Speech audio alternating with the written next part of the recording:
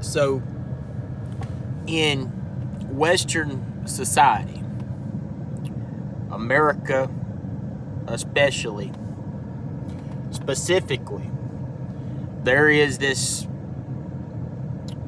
vibe of self-reliance and independence, which is a good thing in many ways. I wouldn't want it any other way. I think it's great for people to be upwardly mobile. In other words, able to pursue their dreams and their ambitions in life. Able to pursue a better life for themselves and those who they love. It is a great thing. But it is easy to get this attitude in this society. It's easy to get an attitude of not needing anybody else. And you are free to go around and treat people badly. And if you stay within the confines of the law or beyond the reaches of the justice system in whatever means that you know how to do that, whether it is finding loopholes in the law or making yourself untouchable through layers of protection legally, whatever means, America is a system in which you can do that because you are protected by the government unless you have evidence against you or indictments or some sort of law that you can be convicted of breaking. So there is no ethical code to the law.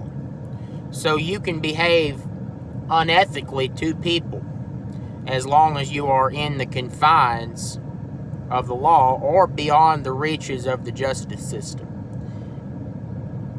And you can never speak to anybody again in your life if that's what you desire. You can delegate all the dealings to people who work for you, and you'll never have to go out and actually deal with anybody in your life if you're good enough business-wise. But that would be an example, in my opinion, of somebody who abuses the system. And see, if you abuse the system, you're putting yourself at a greater degree of vulnerability. Now, there have been many examples of this down through history. For instance, many monarchs and kings in societies of the past that were dictatorships or monarchies. In other words, not democratic societies. The leaders or the emperors or the totalitarian dictators, in many cases, such as kings, Caesars, emperors, they would isolate themselves from the common people. And when they do this and continue to live their luxurious lifestyle and treat the common people like they're less than human,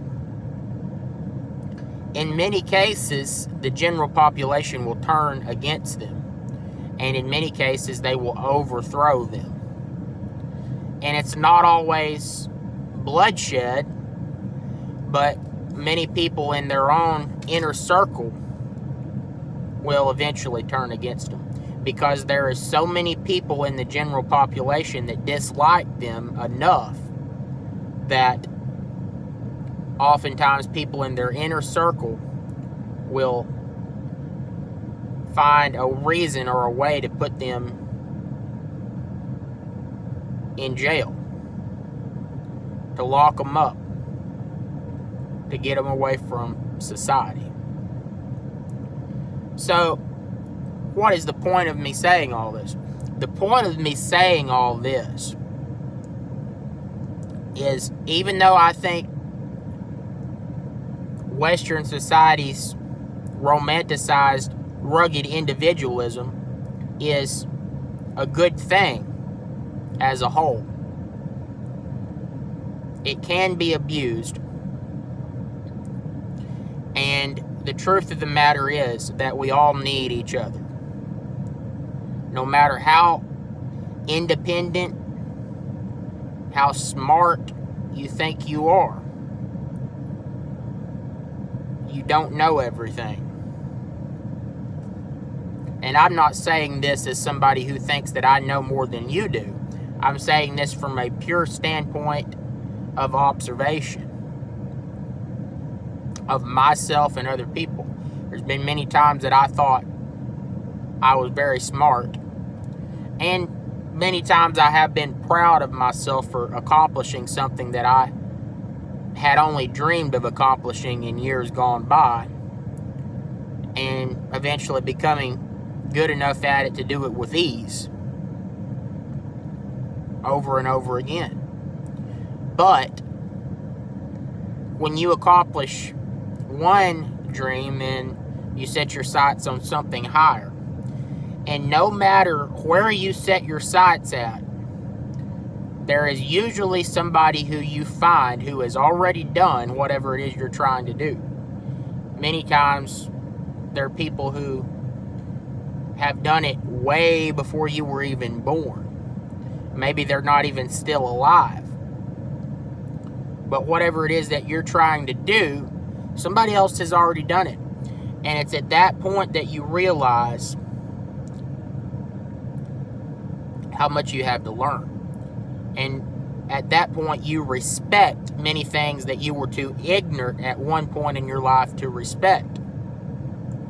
For instance, when I first started playing guitar, I used to listen to rock bands, and I listened to country players and folk players and bluegrass players and heavy metal players. Just anything to do with guitar, I was just fascinated by it. And I would hear something, I'd think, oh, that sounds easy. Well, when I actually go and try to learn it, that's when I realize, ooh, it sounds simple, but the person playing it is just doing that to make it sound simple. In other words, a lot of your musicians that you've heard of that are household names are a lot better than they present themselves as being on just a song. In other words, on many songs, they will simplify whatever it is they're playing for the purposes of the enjoyment of the listener. In other words, to not sound too busy, too complicated. But in the simple way that they play that riff on the guitar or whatever it is they're playing, they put little things in it that are extremely hard to duplicate. Extremely hard. A good example is a lot of Led Zeppelin's rhythms. If you just listen to it and you don't listen too deeply, it sounds simple. But you go try to do that with a band, and you'll see how complicated it really is. The way that they're together as a band, the way that they're in sync with one another when they're performing. And not only just try to play it, but try to do it live with thousands of people listening to you. There is no net. There is no second chance. You have to get it right the first time you play it. There is no room for error. There is no room for mistakes. And you see a lot of these bands do this on a daily basis for years. What about Metallica? They've done it for years on a regular basis. You go try to play a lot of that stuff that James Hetfield plays while he's singing, by the way, while he's up there being an actor and putting on a show, nonetheless, and communicating with the people. Just the stuff he hits on the guitar, some of it is mind-boggling. He's a great singer. He's a great personality. He has to show up with a good attitude. So that's just an example, but there's many, many musicians who you know fit that description. And that goes for any line of professional work. You see people that do this stuff on a daily basis. Another example, you go out and you mow your yard. You think, well, that was easy. That didn't seem too hard. Well, you think, well, these people that do this for a living, boy, that must be nice. I'd like to have their job. Well, let me tell you something else. You leave your normal 9-to-5 job and you go out and you mow lawns full time and try to make a living doing it, you'll see how hard it is. There's numerous reasons why it is very hard. Now, it can be done, but it's hard. It's not easy. So nearly any line of work is like this. So the greater level of understanding that you reach, the more you begin to respect and appreciate those who came before you and have already done what you're trying to accomplish.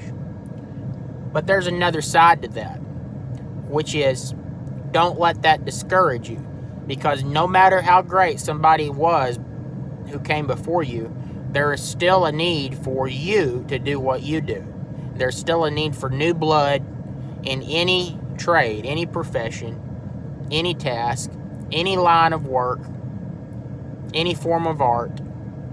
There is a need for new blood. So don't give up. Just keep giving it 100% every day. But document the journey as you go. And years down the road of giving it 100% every day, you can look back and see how far you've come. See, it's not about how complicated something is that makes you a professional, about how complex of a task you can perform. It's more about how consistent you can be in performing that task. So don't give up.